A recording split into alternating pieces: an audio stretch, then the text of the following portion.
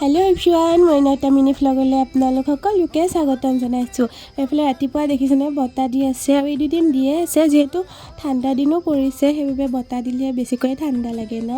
আৰু মোৰ অলপ গাটো বেয়া হৈ আছে।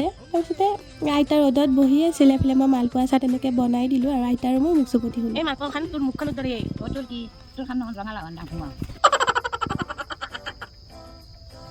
হাতে কামতালৈ আয়েৰে ঘাটালৈ মৰা মৰা যাও যাবালে গলালৈ চাৱাহে জনালৈ বিয়াই দিম ৰা বাপ্পা আইতাৰ কথা শুনি মোৰ মূৰে ঘূৰালে। ৰাইজ মোক বোলে বিয়া দিব, কিয় জানো এইটো কথা মোক কৈয়ে থাকে।